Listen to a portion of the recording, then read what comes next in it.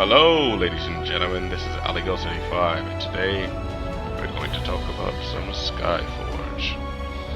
Now, this game has been on my list for a long time. I'm probably going to stop talking after this, because this has full voiceovers. Like, you don't have to read a lot of text, it's full voiceovers. So that's pretty cool. The game's in beta, it's an open beta right now, you can go check it out. I remember seeing this game. The first thing they showed was a warrior class, and what really got my attention is that he had a huge chainsaw. So, after that, I've been waiting and anticipating this thing for a while. So, let me shut up for a minute so you can hear the actual dialogue. This is Alinar. Here's the research center. Well, glad I could help out an immortal. You will meet with Herida, goddess and advisor of the immortals. There's no one in Aelion more wise and judicious. Farewell, and may the fates smile upon you.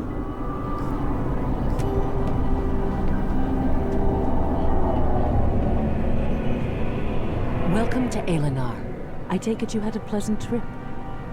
I am Herida. I will help you settle into your new life.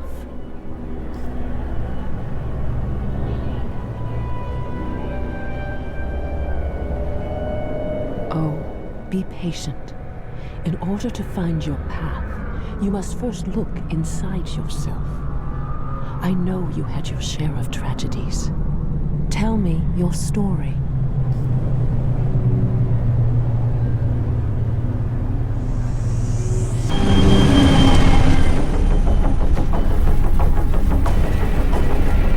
All right, listen up.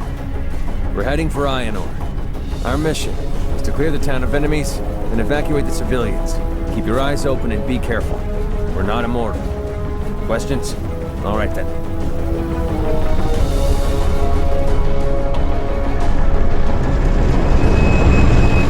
Now, with that being said, remember the game is still in beta, and it's still, got a little bit of technical issues, bugs, so on and so forth, like that flashing blue thing that usually goes across the screen. I'm gonna skip all of this so you won't leave any spoilers for you guys. But the setting here, this is like your main city.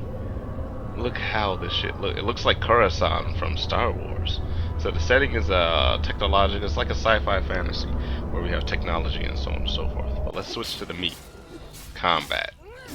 Combat is it's I don't know, it's weird. You can do little finishers to people once they go below a certain amount of health.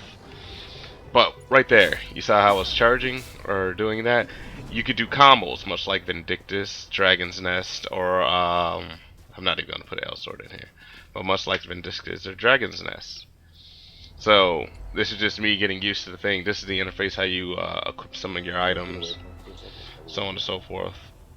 But the combat, it seems a bit tabby. That's how I want to say it. All right, if you're familiar with World of Warcraft. Or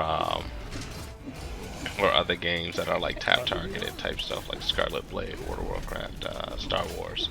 It seems like that, even though it has an action RPG premise to it. Basically, you see right there the buttons, left click, right click, so on and so forth. You can hold them to do certain things, certain combos. Like I said, it plays much like Vindictus or Dragon's Nest, and actually more than a lot of people think. I've been hearing in the chats that some guy compared this to Guild Wars 2. This is not Guild Wars 2, and I will explain that very, very soon. Help me.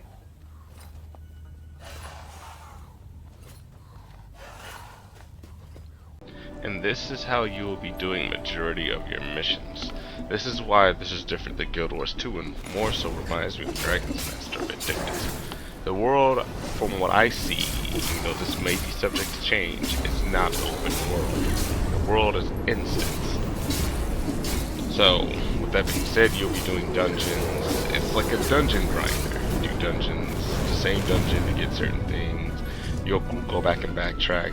That may turn a lot of people off, but to be honest, I grew up off of RPGs like this because my first mainstream MMO and RPG for MMORPGs that I've played was PSU, PSU2, or PSU for the Xbox 360. Now, that may, like I said, turn a lot of people off, but from what I see out of this kind of stands out more than the other ones comparably, like Guild Wars 2 or so on and so forth, because it is not open world. It is instance, like, you know, how the old school MMORPGs used to be. Everything was instance. You had to queue up for everything. You had to have a party.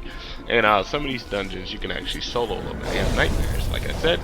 Well, not nightmares. They have difficulties like nightmare, impossible, hard, easy, normal, so on and so forth. And those that play Vindictus or those that play Dragon's Nest will actually find this rather familiar.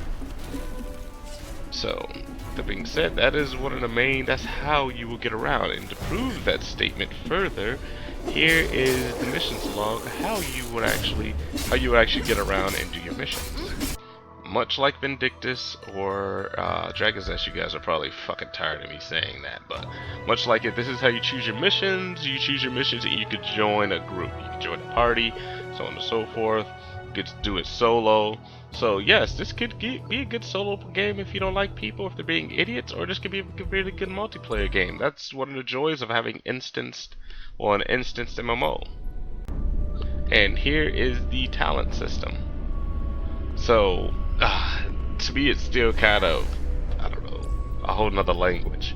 But that's your inventory, you know, you get your bags and so on and so forth. They said this game does have a premium mode, which is questionable. I don't know.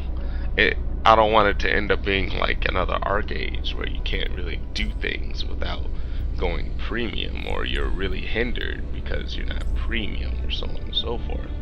I really don't want it to go that route. But so far so good. I mean, I've been playing it. I've been going through my little talent tree pretty fast. These are just the skills that you will obtain. I'm going to leave it off to the game so you can see it. These are some of the costumes you could put onto your character. There's lots of jiggle physics.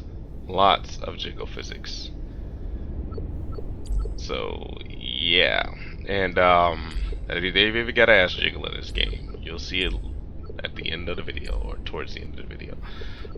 And sorry that I missed the character creation. I didn't think I've only... Oh, that's another thing. You can only make one goddamn character, because you can change your class on the go. You can literally, if you feel like being a frost mage, you can change it to a frost mage. If you feel like being a priest, you can change it to a priest. Right now I'm a paladin because that fits my style.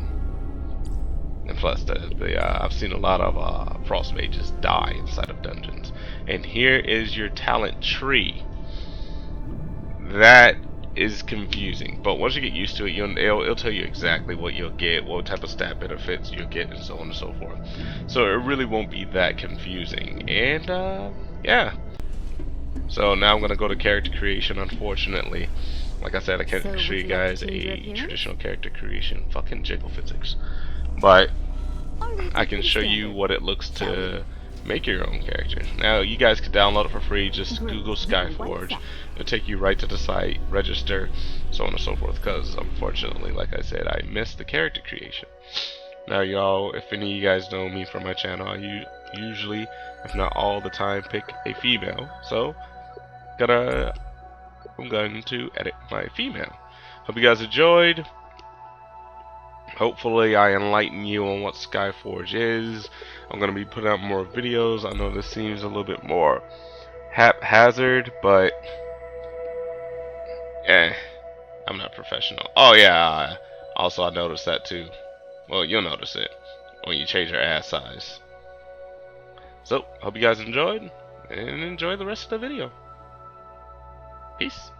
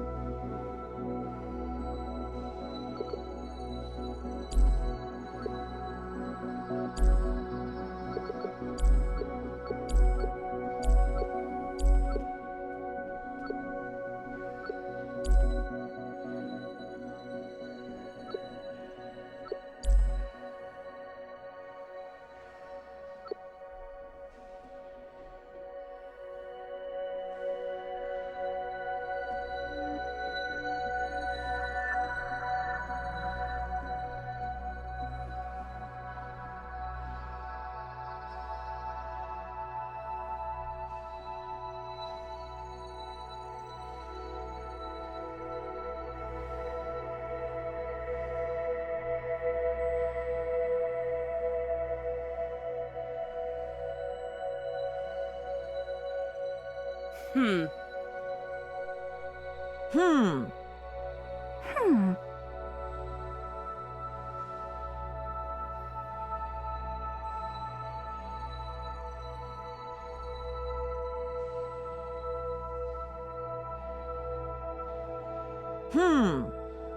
Hmm.